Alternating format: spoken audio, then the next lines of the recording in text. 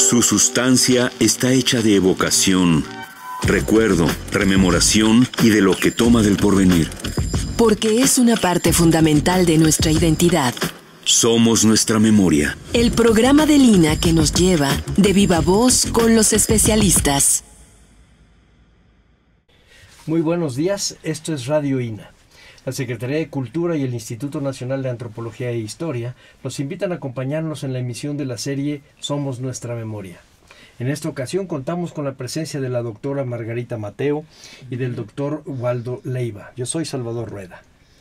Me es grato dirigirme a ustedes, doctores, para hablar del tema Desiderio Navarro Pérez, investigador, crítico y traductor cubano, recién desaparecido, un hombre con una trayectoria enorme. Decía yo que había estado leyendo sus semblanzas y algunas cosas de las que se habían hecho alrededor de él, y entendía que todo lo convertía en escritura. Por eso, como usted decía ahorita, doctor Leiva, el hecho de que estuviera interesado en todo lo que el mundo le rodeaba, aunque pareciera que no, es porque todo lo convertía en palabras que se escribían.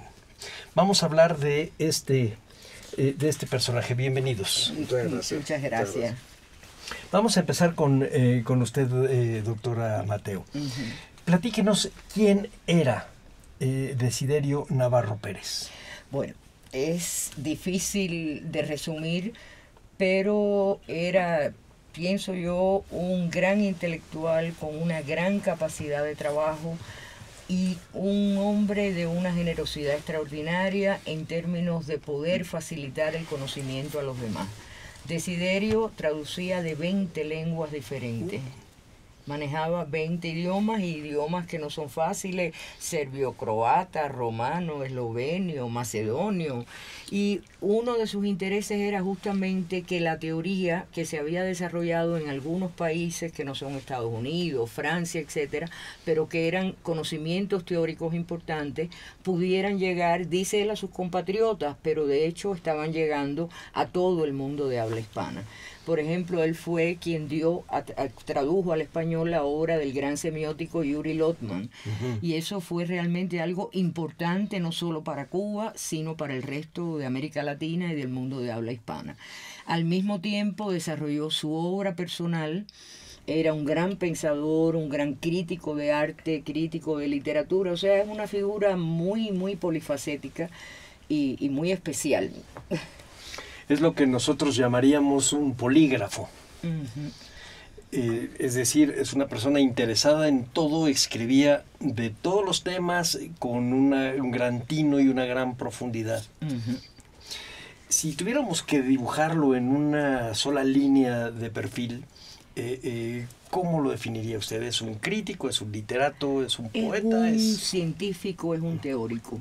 Pero un teórico, como decía Waldo hace un momento, muy vinculado a una praxis social, a una ideología, a una concepción del mundo que defendía y que justamente trataba de buscar información y teoría para que se conocieran las verdades o los conocimientos más importantes.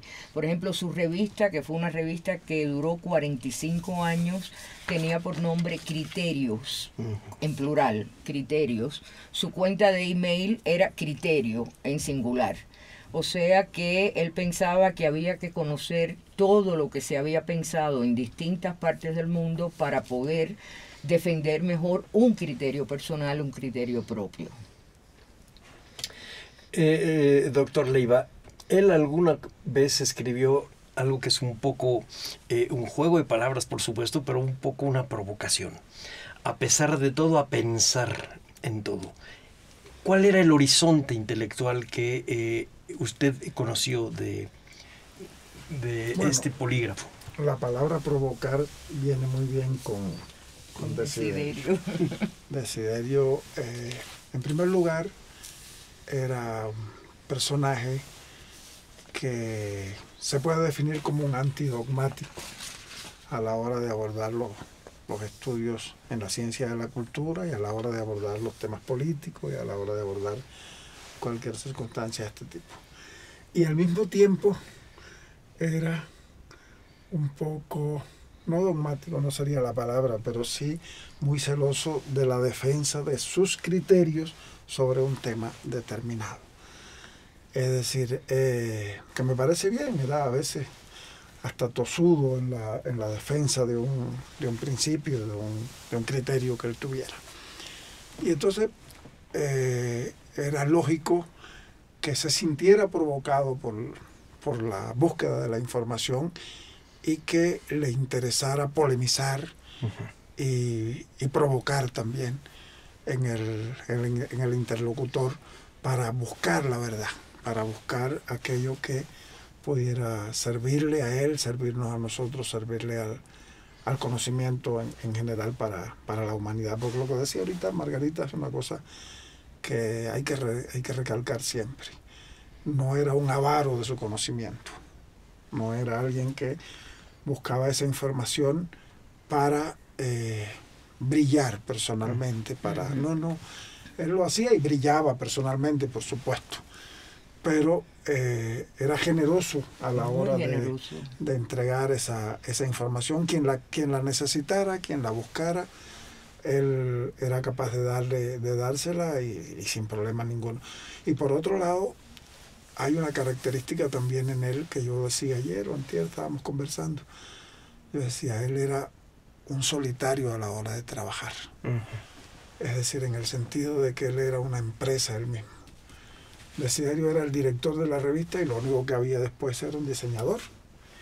Él traducía, él editaba, él después distribuía, es decir, la revista la hacía él, el criterio, el centro de trabajo lo manejaba él individualmente, y era autosuficiente en ese sentido de que todo lo que tocaba o todo lo que le generaba lo hacía prácticamente solo. Era una cosa casi insospechada, ¿no? Yo no sé de dónde sacaba tanta capacidad para hacer todo esto. Eso puede tener muchas explicaciones. Uno, que en algún momento determinado ese mundo en el que él se metió le interesaba básicamente a él y a muy pocas personas más. Y no era a veces incluso de reconocimiento inmediato o no bien visto, si uno quiere, ¿no? ¿Por qué? Porque cuando él empieza, por ejemplo, a dar a conocer a Lotman, a dar a conocer al pensamiento científico de la cultura del campo socialista de algunos de estos países, generalmente en esos países esos científicos pues están al margen, no forman parte de la digamos del pensamiento oficial entonces son como disidentes dentro de su propio país, ¿no? No disidentes exactamente, pero sí disidentes. Digamos un poco marginales. Un poco marginales, no oficiales, para decir la palabra exacta, ¿no? Y entonces, eso siempre tiene su, no conflicto, pero sí por lo menos tiene su preocupación. Entonces, Desiderio está trabajando sobre esto, convencido exactamente de que esto es lo que hay que hacer. Porque es que ese es el pensamiento más avanzado, ese es un pensamiento que no traiciona, por ejemplo, al marxismo, sino por el contrario, que está enriqueciendo el marxismo, etcétera, y él se lo divulga con toda... Sin necesidad de ser un militante a ultranza. No, por digamos, las cosas que yo leí de su obra, pues efectivamente tiene algo del marxismo, pero no es ni con mucho el corazón de su trabajo. Marxista. Él mismo se definía como un marxista. Como un marxista no dogmático, por supuesto, un marxista que está viendo... es decir, por ejemplo, Marx, en el Marx tú no encuentras una teoría literaria, no la hay.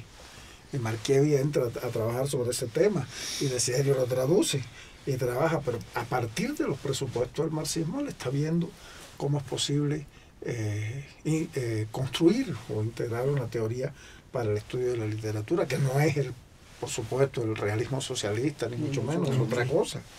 Es otra cosa, es ver de otra manera, estudiar de otra manera, pero siempre en función de encontrar, digamos, lo mejor para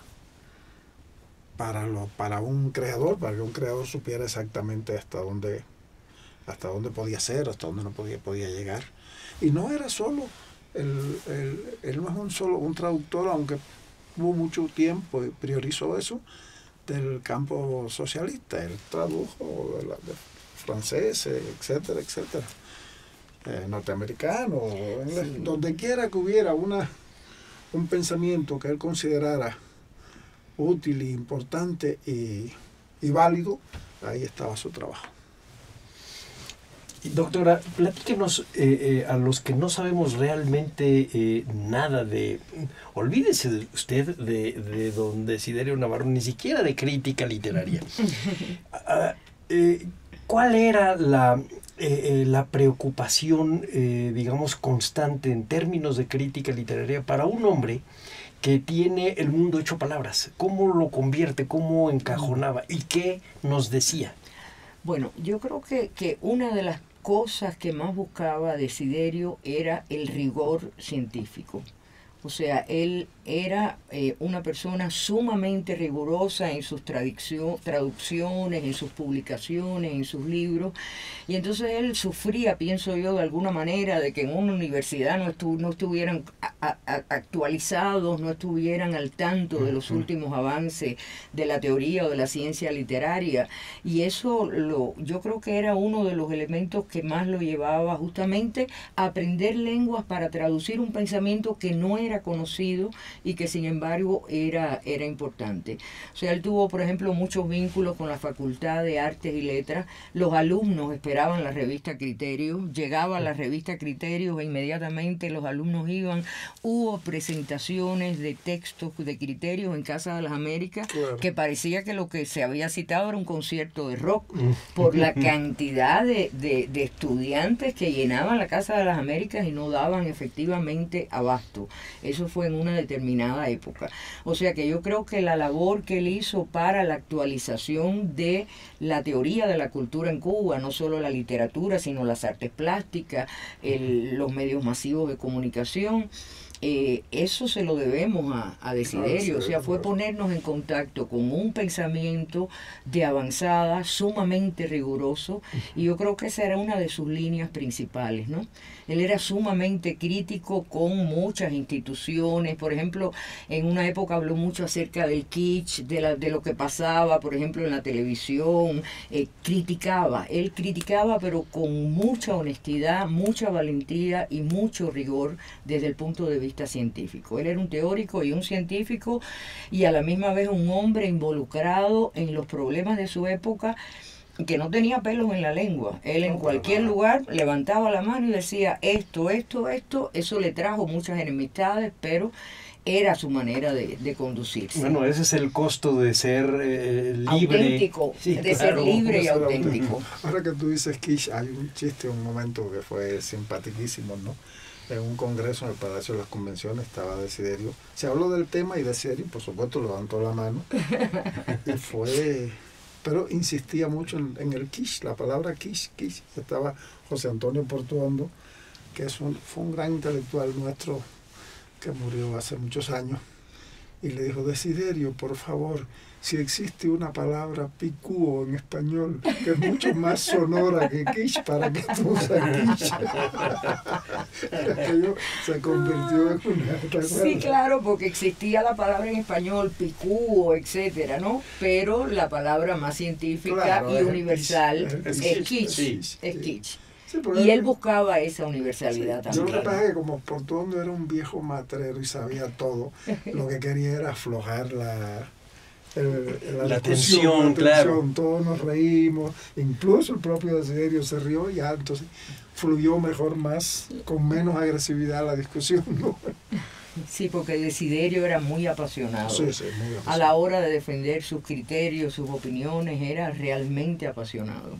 Y bueno, un hombre de una inteligencia excepcional. Yo creo que no está de más utilizar la palabra genio. O sea, sí, un hombre que de manera autodidacta es capaz de dominar 20 lenguas y traducir de 20 idiomas, y no son traducciones sencillas, son traducciones de temas teóricos, sí. De temas sumamente difíciles y complicados.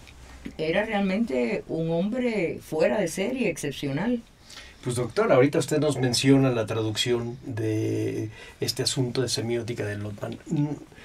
No es fácil no solo traducirlo, sino buscar que se entienda en otro idioma un tema tan complicado. Exacto. O sea que no es cualquier traducción, son traducciones que demandan de una capacidad muy especial, y Desiderio lo logró.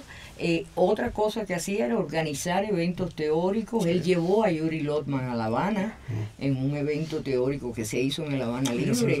Yuri Lotman estuvo en La Habana, o sea, logró llevar a personalidades de la semiótica y de la cultura y de la teoría mundial a Cuba a dialogar. Fue un privilegio realmente de haber tenido a Desiderio Navarro. El Congreso de Crítica que organizó de la UNIAC ahí en el Palacio de las Convenciones, que era increíble verlo dialogar en distintos idiomas con los...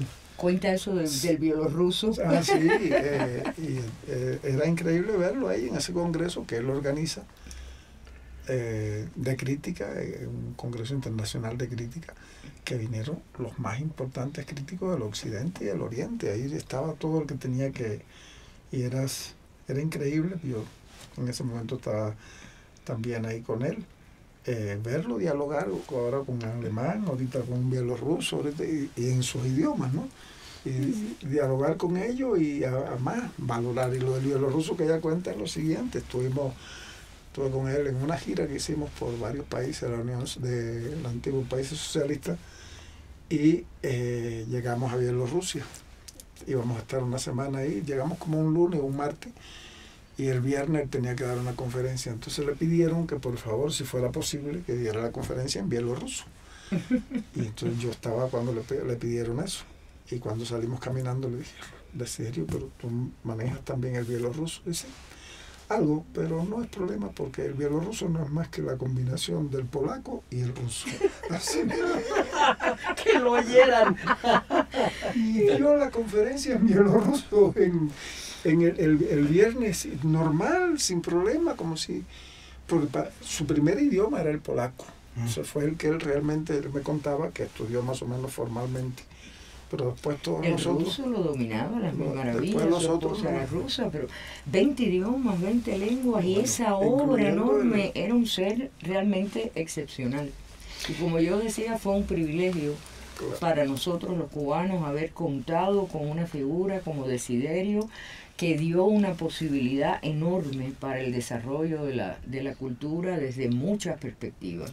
O sea, lejos de estar cerrado, Criterios era una ventana abierta al mundo, y fue realmente fundamental. Y para los estudios de literatura latinoamericana, por ahí también estaba yo leyendo que había recibido un premio en Venezuela, había estado trabajando de una manera que parecería que su vida completa era para eso, y era solamente un fragmento. O sea, efectivamente tenía una gran energía, pero para el estudio propiamente de la literatura latinoamericana, tan llena de figurones ahora y de gente que probablemente no fuera muy fácil, tener un crítico a un lado que además le pudiera señalar lo bueno o lo malo, me imagino que no era sencillo. Y además también artes plásticas, es decir, realmente tenía este hombre un mundo encima. Lo vestía un mundo. Sí. ¿Hay manera de consultar estas obras? Bueno, él tuvo un trabajo que fue muy importante, que es Eurocentrismo, sobre la teoría del eurocentrismo, y bueno, qué teorías estudiar en América Latina, si no se han desarrollado teorías propias, cómo utilizar las teorías ajenas. O sea, es un trabajo que fue fundamental, fue en los años 70, apareció en la revista Casa de las Américas, y fue un trabajo realmente importante. Escribió también sobre la novela policial en América Latina. O sea, esas obras están, bueno, algunos de esos ensayos están recogidos en sus 4 libros de obra personal.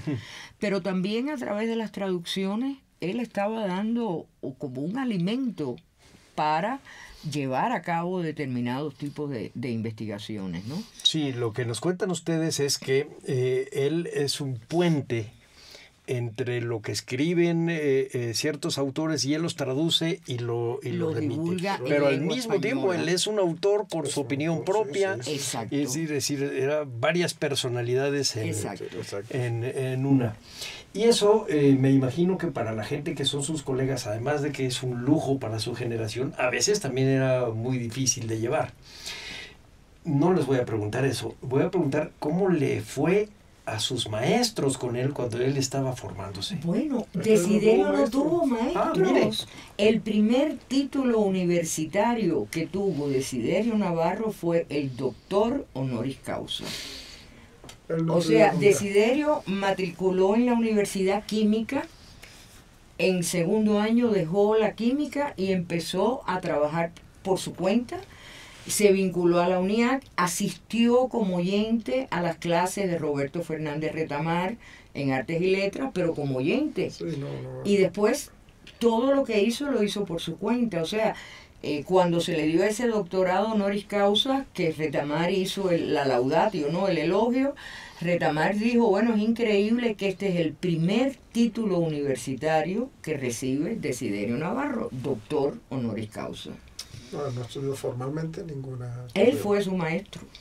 En un mundo, por ejemplo, el de los semiólogos, en donde la academia pesa muchísimo y donde el mandarinismo es...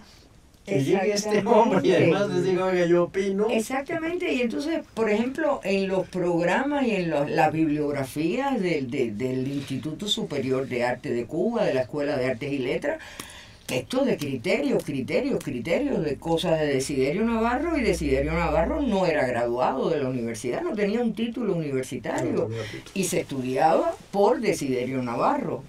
Él fue de verdad un caso excepcional en todo sentido, porque él aprendió por su cuenta. O sea, no realizó estudios académicos y era un académico. Por supuesto, eso no es nada más para... digamos, para presumir ni en Camagüey ni en Cuba, sino es para todos lados. Es una gente excepcional. Excepcional, sí. Bueno, pero bueno, eso es que era un genio, como decías tú. Era un genio. No se puede llegar a ese conocimiento sin una formación académica si no eres un genio, si no tienes la enorme capacidad. Era un genio y era un animal de trabajo, para decirlo en una frase concreta. Es decir, él, como contaba su esposa, podía empezar en la tarde a trabajar y terminar al día siguiente, en la mañana, sobre un tema. Y eso era diario. A veces llamaba a la hija y le decía, necesito una semana de descanso porque no puedo más, y entonces después volvía.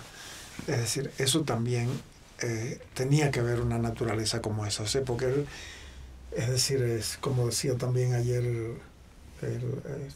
la esposa, él era como alguien ha dicho, ¿no? 90% de trabajo y un 10% de capacidad, de talento e inteligencia.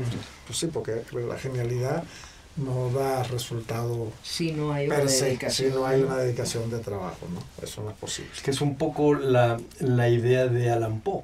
Él decía, para el creador, sobre todo literario, decía que el talento y la inspiración, pues está bien, pero que en realidad eso no existe.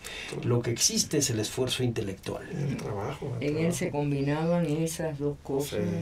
Sí. Era una máquina de trabajo. Si llegaba la revista Criterio y no había quien la cargara, Desiderio cargaba las cajas, cargaba los libros. En los años 90, que hubo una situación económica muy difícil, él vivía fuera de la ciudad, en Los Naranjos, en una especie de comunidad agrícola fuera de la ciudad, y él iba en bicicleta kilómetros para ir a Lisa a dar una conferencia. Se movía en bicicleta. Era una resistencia física, una dedicación al trabajo y una mente excepcional. O sea, confluyen distintos factores, si no es posible ese currículum millonario que efectivamente... ¿Cuál era el músico ruso, el pianista, que cuando le dijeron, porque él practicaba casi 8 horas al día, ¿no? O 6 horas al día, y entonces un periodista le pregunta, bueno, pero lo necesita, y él dice, bueno, si no lo hago en el primer concierto al día siguiente, me doy cuenta yo que no hice esta práctica. Y si persisto, en el segundo concierto se dan cuenta mis amigos más cercanos, y en el tercero ya se va a dar cuenta el público. Es decir, es necesario estar ahí. Y ese era él. Sí, él estaba estaba traduciendo del sueco, estaba enganchado en el sueco y no pudo terminar lo que estaba traduciendo del sueco, que hubiera sido su 21 lengua. Y esa labor de traducción, de difusión, le robó mucho tiempo a su obra personal también. Porque esta otra era su obra personal. Claro, sí, pero digo obra personal en el sentido de sus propias ideas, reflexiones. sus reflexiones. Sí, claro. Porque además no solo era eso, sino era la organización de congresos, la organización de eventos, la ayuda a estudiantes. Cualquier estudiante llegaba con su tesis, un hombre muy generoso, alumnos míos que fueron a comprar las revistas y no les alcanzaba el dinero, Desiderio le decía, llévate la revista, no les cobraba la revista, se la regalaba. O sea, era una generosidad realmente excepcional. Lo que sí era alguien interesado en lo que iba a leer y que aquello iba a ser productivo, iba a ser útil, ¿no? Sí, no era un regalo, no era gratuito. Era porque sí notaba que había un interés y una necesidad, y bueno, aquí está el libro, no tienes que pagarlo. No, y los espacios de reflexión que creaba en el Centro Criterio, el espacio de reflexión que podía ser sobre problemas de carácter teórico crítico, pero generalmente era sobre problemas sociales contemporáneos, temas que salían sobre el socialismo, el desarrollo del socialismo, y él creaba ese espacio, era organizado por él, conducido por él, y el debate riquísimo además, donde participaba, bueno, si había algún extranjero estaba ahí también, pero generalmente la gente nuestra, ¿no? Intelectuales nuestros, y había una reflexión que son muy útiles. Eso yo no sé, tiene que estar recogido también todo eso, y va a ser material también para reflexionar sobre los destinos del país y del mundo, ¿no? Ahora déjenme, les pregunto algo más para, digamos que para entender el ambiente. Tenemos un personaje con una fuerza y un tamaño, una estatura enorme. La gente que lo sigue como ustedes, como tiene que acelerar también su metabolismo porque si no se queda muy atrás. No, yo dejé de seguirlo.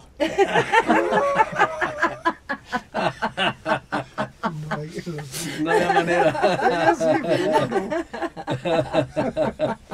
Muy bien.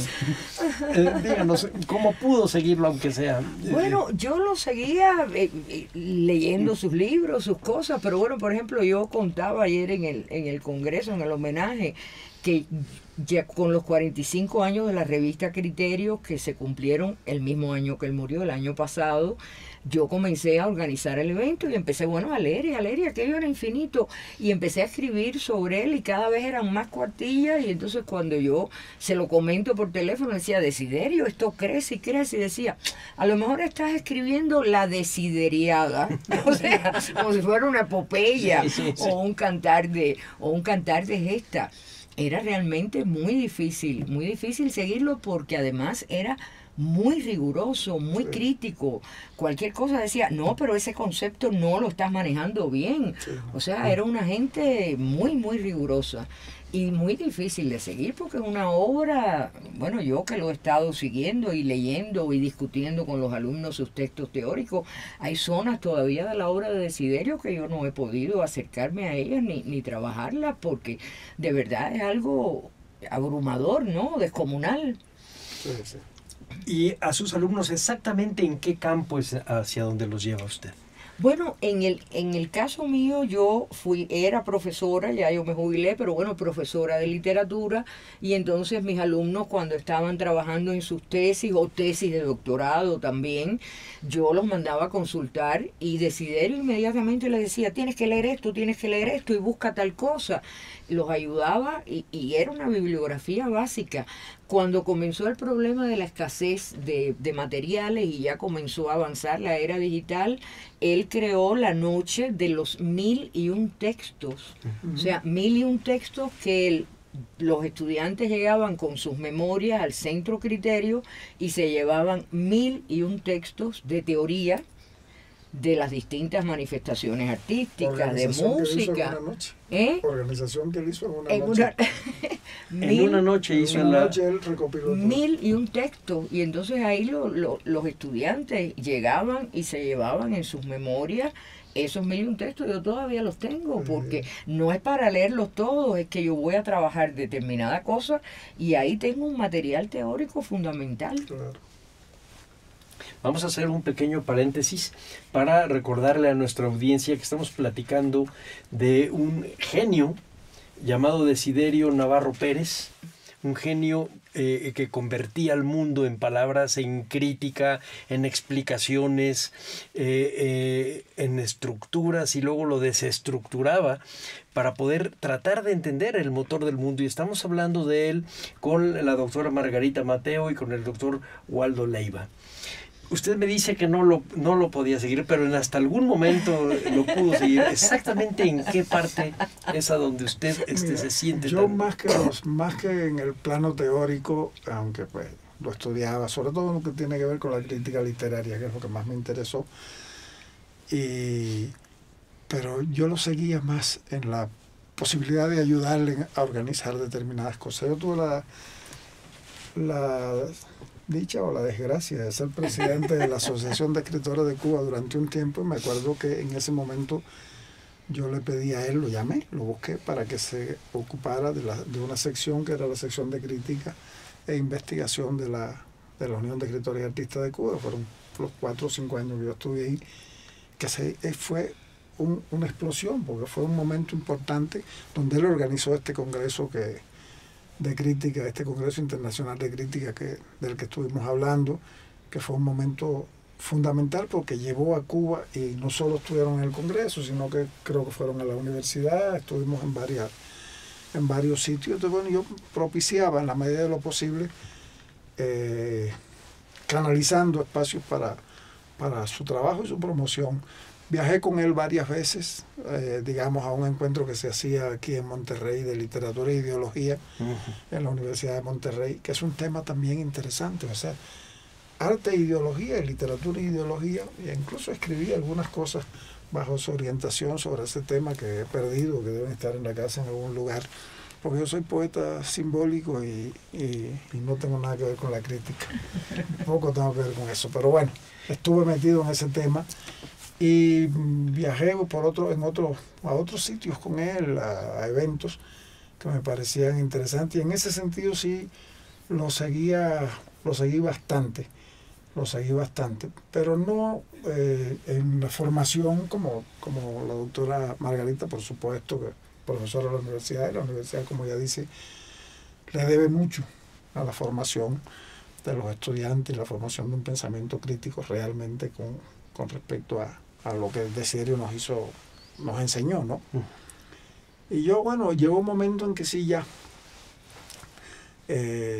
no estuve tan al tanto de lo último que él estuvo haciendo, entre otras cosas porque vine a trabajar a México en el año 10 y ahí perdimos contacto. Incluso me enteré lamentablemente de su enfermedad un día que me llaman aquí y me dicen que necesita un medicamento muy especial. Y entonces, ¿por qué? Dice, no, es que está enfermo. Corrimos, buscamos medicamentos, pero ya era tarde, ya quizás le dio unos días de tranquilidad, pero no pudo ser, ¿no? Entonces, en ese sentido es que yo le decía que ya yo me desligué un poco, ¿no? Porque además seguir a Desiderio había que tener un entrenamiento. Sí, claro. Un entrenamiento tanto intelectual como físico. Bueno, muy fuerte, muy fuerte. Yo creo que sobre todo físico. Fíjese que voy a hacer una comparación, como todas son odiosas, pero es un poco tratando de ponerme en sus zapatos. Durante muchos años, un historiador, el que es actualmente director del Museo de Antropología, Antonio Saborit, algunos otros amigos de la Dirección de Estudios Históricos del INE y yo, seguimos de cerca a un polígrafo que también resultaba realmente un genio, que también había sido su propio editor. Tenía sus corresponsalías, pero sus libros y sus cosas él las hacía en su casa, en el siglo XIX, llamado Joaquín García Balseta. Seguirlo era muy difícil. Pero finalmente, a pesar de que nos separamos, en el caso mío, había una separación todavía más grande. Yo soy estudioso del zapatismo. Y el señor García Balceta era un hacendado de Morelos. O sea que si alguien estaba exactamente del otro lado de la trinchera, era yo. Además era un católico militante, que es otra cosa que también nos separaba. Pero tenía algo que nos unía sin duda alguna, que era su amor a la verdad. Su amor a hacer las cosas con un método y una crítica honesta, porque la verdad era lo que lo hacía libre, para parafrasear al evangelista. Y ahora que yo soy viejo me doy cuenta que camino siempre bajo la sombra de García Balceta. Y ahora que ustedes me están platicando esto, me vino eso a la mente. Siento que la sombra de Desiderio está ahí. Sí, no, seguro. Y es lo que decía ahorita de la búsqueda de la verdad. Ese era su norma, ese era su norte. Desiderio indagaba en busca de la verdad científica y no hacía concesiones en ese sentido. Yo creo que eso es algo que nos enseñó. Yo creo que yo aprendí mucho de él en ese sentido. La honestidad, la generosidad y la búsqueda de la verdad, pase lo que pase. Moléstele a quien le moleste. Sí. Cueste lo que cueste, él iba en busca de ese criterio. No siempre tenía la razón, fíjate. Sí, claro. No siempre tenía la razón, pero era importante ver con la vehemencia que él defendía un concepto y cómo lo argumentaba. Discutir con Desiderio era una tarea que improbable. En más de una ocasión yo lo vi por ejemplo una vez en un encuentro en España, donde él fue a hablar de Guillén. Él hizo un trabajo importantísimo, del cual tú hablaste ayer, sobre Nicolás Guillén y su poesía. Y entonces me acuerdo que hubo un teórico español cuyo nombre no recuerdo, no sé quién fue, que en ese encuentro hizo una ponencia que, en mi opinión, no estaba tan mal, pero había varios conceptos sobre la poesía de Nicolás Guillén, o sobre la poesía en general, que a Desiderio lo molestaron enormemente. Y la discusión esa discusión era sangrienta. Las discusiones con él eran de espada limpia, así era, y entonces era muy difícil. Era difícil, pero al mismo tiempo ese rigor científico que buscaba Desiderio enseñó muchas lecciones. O sea, hubo muchos investigadores en Cuba que publicaron libros y Desiderio hizo unas críticas realmente duras de esto está mal definido. O sea, eso era buscarse problemas, pero al mismo tiempo dar una lección de rigurosidad, de rigor científico. Claro. Tú tienes que saber de lo que estás hablando y tienes que haber leído mucho y estar muy seguro de lo que estás diciendo. Claro. Y hubo algunos críticos cubanos, investigadores, que lo odiaron por eso, porque Desiderio no se callaba. No se callaba, y si había un disparate en un libro publicado, que era una tesis de doctorado, pero era un disparate, le decía, esto es un disparate por esto.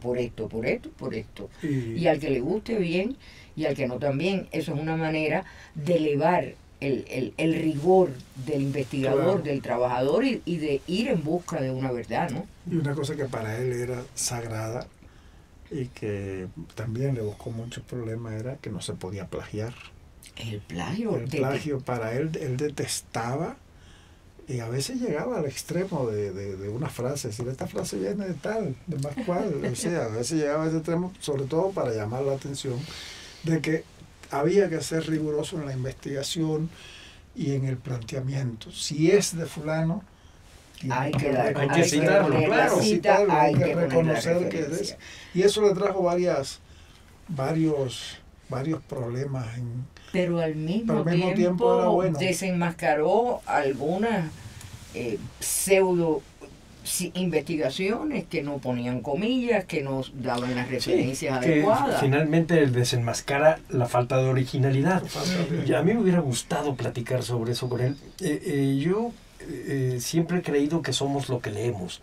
Claro. Y entonces lo que estemos platicando o lo que estemos escribiendo, seguramente alguien ya Claro, lo escribió y a lo claro. mejor somos 100 fantasmas atrás de nosotros escribiendo sobre un tema. Es difícil ser original. Original. Y eso es distinto al plagio porque hay una carga moral en el plagio. Sí, a él le molestaban las dos cosas. El plagio, que eso es algo desde el punto de vista ético insostenible para un verdadero investigador, para un científico, pero también le molestaba que las personas descubrieran el agua tibia, por decirlo de alguna manera, porque no habían leído. Pero si está publicado esto y esto y esto y esto, ¿cómo tú vas a aparecer ahora con esta teoría? Si eso está dicho, hay que leer, hay que estar informado, hay que estar actualizado para no descubrir el agua tibia que está descubierta hace muchos años y tú por no leer y por ignorante crees que la descubriste tú. Ahí no hay un problema ético, sino de falta de rigor científico. En el caso del plagio ya hay un problema de honestidad intelectual, claro. ¿no? Ya eso es otra cosa más dura todavía. Pero ya le también, generó sí. en esa época de la lucha contra el plagio algunas. Yo, por ejemplo, cuando estaba en aquella responsabilidad de la que hablé ahorita, tuve que organizar 2 comisiones De ética. de ética. Una señora que no hay que nombrarla ni Claro. decir nada, que había hecho un buen trabajo en su vida, pero había copiado terriblemente y no me quedó otra alternativa que crear una comisión de ética para que se viera, ¿no? Y eso se le debió a Desiderio, es decir, a que Desiderio en algún momento fue severo en ese sentido y llegó un momento en que empezamos a mirar con otros ojos determinados textos y algunas figuras se cayeron o por lo menos Tuvieron que dejar de brillar tanto. Sí, Exacto. Sí, bueno. Y porque no se lo merecían realmente. Claro. Si están Pero lo que decía copiando. usted ahorita es al revés, es decir, es muy difícil ser totalmente original, los temas son los mismos de siempre. Yo recuerdo, y perdónenme la anécdota, una vez en Canarias, en La Palma, estamos en un evento sobre poesía popular. Me encuentro eso de investigadores y portadores de la poesía popular. Y entonces de pronto hay una muchacha peruana que trae una música y unos versos populares que vienen desde ciertas zonas del campo de Argentina donde ella estaba trabajando. Y cuando ella termina su tesis, un investigador canario dice, claro, eso, y puso incluso ejemplos musicales y de texto, viene de la isla del Hierro, porque tal cosa. Y entonces se para un venezolano y dice, no, espérate. Yo creo que eso tiene que ver con el canto de los negros garífonas de la costa caribe de Venezuela y Colombia, porque mira, y ponía el mismo ejemplo, y después otro puso otro ejemplo. Y al final lo que ocurre es que ante la misma realidad el hombre va a dar respuestas similares. Claro. Va a dar respuestas similares y las respuestas similares pueden traducirse precisamente tanto en música como en literatura de manera muy parecida y por lo tanto ahí no hay un plagio exactamente, ahí hay una coincidencia, porque uno piensa, no sé, en las Danaides de Esquilo. Las Danaides de Esquilo están condenadas a llenar un barril sin fondo, pero entonces la tradición yoruba, hay las hijas de Yeguá que son condenadas a la orilla del río a llenar un canasto sin fondo. Entonces, ¿quién copió? Esquilo a las mujeres africanas, a las mujeres africanas. No, es que son cosas que tienen que ver con el desarrollo de la humanidad. Y con con el proceso de pensamiento de saber que puedes llenar algo que es sin fondo y tienes dos obras hechas en distintos momentos, en distintas culturas. Para dar esa sensación de lo inútil, de lo que... Sí, claro. Y Vallejo acaba diciendo, estoy en el pollo de la casa donde nos hace una falta sin fondo. Dice Vallejo en un poema. Ajá. Es decir, todo tiene que ver. Todo tiene que ver. Todo Sí. tiene que ver. Bueno, además es un tema, ese sí es un tema hasta para semiótica. Sí, que seguramente tendría mucho que decirnos Navarro.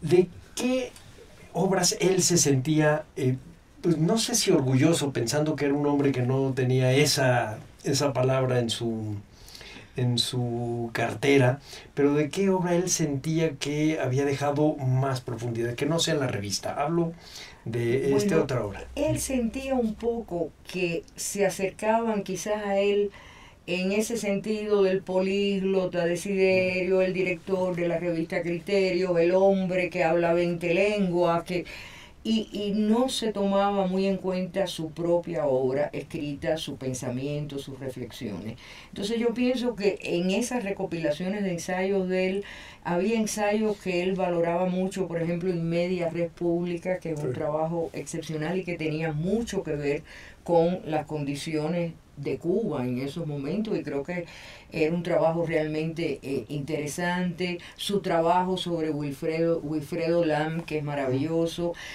y los distintos trabajos que en el campo literario él fue de alguna manera haciendo como para enseñar vías, aplicar la intertextualidad a la poesía de Luis Rogelio Noguera, está abriendo un camino para otros investigadores, claro. La fonoestilística para la poesía de Guillén, sí. Está abriendo un camino, claro. O sea, pero él a veces sentía que lo veían, yo quizás lo asocio con algo que dijo Sor Juana, de que a veces la trataban como un monstruo por esos andurriales, porque veían lo exterior, la brillantez, y no llegaban a lo hondo. Yo creo que Desiderio sentía un poco eso, sí. que había mucho esnovismo, el políglota, pero él quería más acercamiento al pensamiento. Cosa que es bastante más difícil, porque eso requiere un esfuerzo y ponerse a leer. Claro. Y ahí es a donde ya dejaría uno de seguirlo tanto. Bueno, pues sí. ¿Ustedes consideran que hay alguien que más o menos ahora de sus discípulos o de sus seguidores pudiese dar un nuevo empuje? No que sea como él, sino empuje a lo que él es. Yo no lo veo. O sea, es que es una labor tan grande. O sea, Desiderio tenía los contactos, lograba que los autores le dieran los derechos de autor para hacer las traducciones sin pagar, porque Cuba no podía pagar. O sea, es un tejido de relaciones tan grande, 20 lenguas. O sea, por ejemplo, la hija de Desiderio se ha quedado con las computadoras, los discos duros, y hay 20 idiomas, que harían falta 20 traductores para poder... ¡Qué herencia, pobre! Exacto. Entonces la idea es mantener, él tenía el Centro Teórico Cultural Criterios. La idea es hacer un Centro Teórico Cultural Desiderio Navarro, que mantenga la biblioteca que él tenía, que él puso el nombre Biblioteca Salvador Redoné, dedicado a otro teórico que falleció hace unos años y que él respetaba mucho, que era profesor de la Facultad de Artes y Letras, y entonces de alguna manera tratar de mantener su legado, su biblioteca personal, que es una joya, ponerla a disposición del público, en fin, tratar de ver cómo se organiza ese legado con alguna ayuda internacional de distintos amigos de Desiderio, pero realmente la labor de Desiderio se fue con él. Uno necesitaría, no sé, 30 o 40 personas, entre ellos 20 o traductores, para poder hacer la labor que él hacía. Él hacía solo, sin contar con todas las conexiones y las relaciones personales que él había logrado con su propio prestigio, participando en eventos, gente que él conocía y que luego lo apoyaban, ¿no? Claro. Entonces habría que mantener ese centro teórico-cultural Desiderio Navarro, pero a una escala que nunca sería a la escala a la cual él pudo llevarlo. ¿De qué fue de lo último que él escribió? Lo último que yo supe, estaba organizando con Radamés Giro una antología sobre teoría de la música, o sea, distintos trabajos de musicología. Se estaba haciendo esa antología y estaba enfrascado en una traducción del sueco, estaba enganchado en el sueco. O sea, yo no creo que él en ese momento estuviera haciendo algún artículo, alguna ponencia, algo personal. Habría que preguntarle a la viuda, Tania, pero lo último que yo lo vi involucrado fue en esa traducción al sueco, que no pudo lamentablemente terminar, y en esa antología que sí va a salir. Va a salir por el Instituto de la Música en Cuba. O sea que a pesar de la conciencia que él tenía de que su final, él decía, mi vida era... Él siguió trabajando hasta el último momento. Hasta el último momento, ya estando él mal, él un día iba a ir a La Habana, al oncológico, a una consulta médica, y iba a pasar por mi casa para buscar una conferencia, y no llegaba el carro, no llegaba Desiderio, yo llamo, y estaban en el cuerpo de guardia del hospital. Allá fui yo a ver, y Desiderio estaba, qué bien que me trajiste esto. Era una cosa increíble hasta el último momento. Hasta el último momento Desiderio estuvo trabajando. Sí, yo pude verlo en la unidad cuando yo fui de visita, que ya así andaba él con su bastón. Y entonces me dijo, no, esto no está mal. Espero que me dé todavía algunos meses porque necesito hacer tal y tal cosa. O sea, estaba convencido de que era irreversible. Y lo que pedía era un poco de tiempo para terminar. Yo me quedé pensando así de qué cosa, ¿no? Con esa conciencia en lugar de deprimirse, de caerse. Lo que necesito fue la frase exacta. Era luchando y ganando el tiempo. Unos meses más, un tiempo. Para terminar un trabajo que estoy, a lo mejor era esto que en la traducción del sueco. Pero ahí, fíjese, con un hombre tan hecho en la literatura, estaba tratando de engañar a la muerte. Yo me acuerdo de algún cuento, pues probablemente renacentista o de por ahí, en donde alguien trata de engañar a la muerte y lo que le pide es un poco más de tiempo para terminar lo que está haciendo, y nunca va a terminar lo que está haciendo. Entonces, ahí está el cuento de Borges, El milagro secreto, que es un hombre que pide terminar una obra, pero lo van a fusilar, y en el momento en que lo van a fusilar, el tiempo se para, y él en su mente logra terminar la obra, y ahí entonces lo fusilan.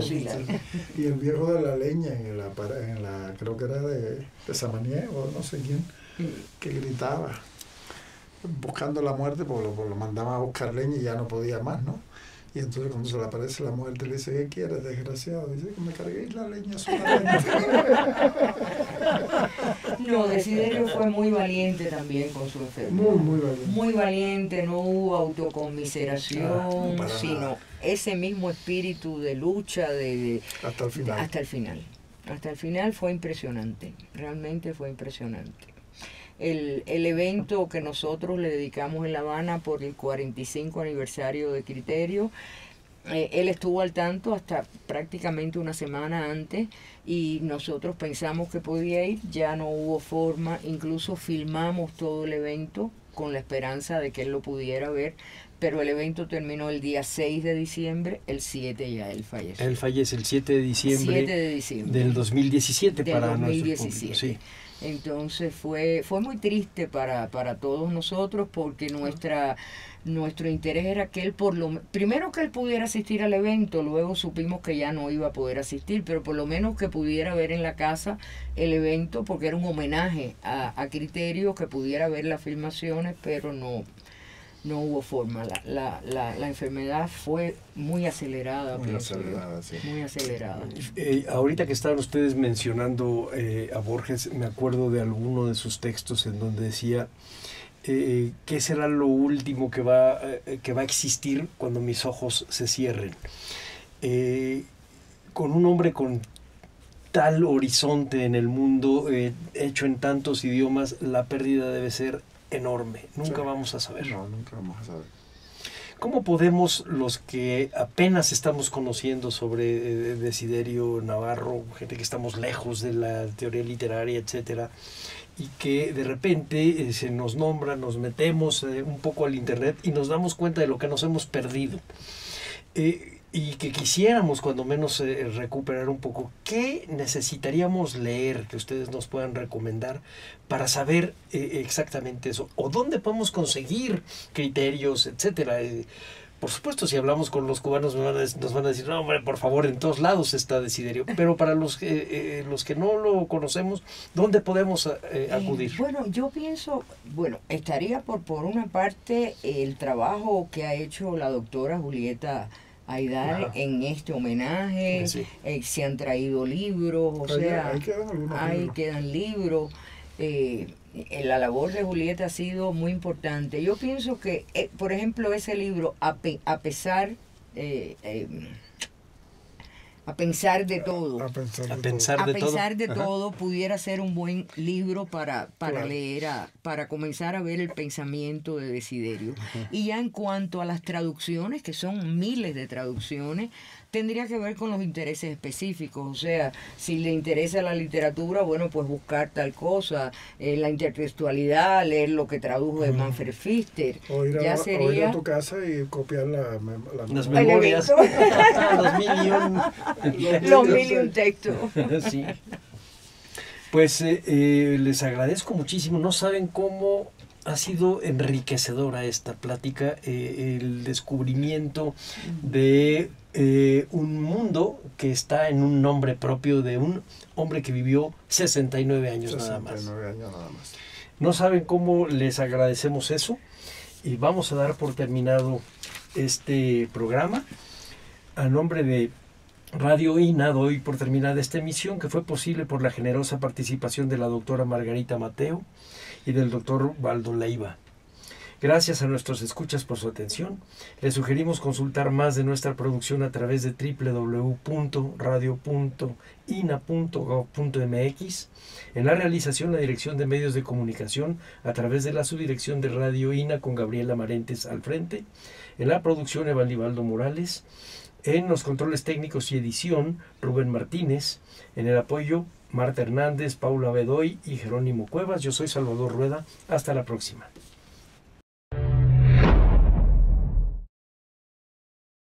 Las opiniones y comentarios aquí expresados son de entera responsabilidad de quienes proporcionan la información y no representan necesariamente las opiniones de Radio INA ni comprometen el pensamiento editorial del Instituto Nacional de Antropología e Historia.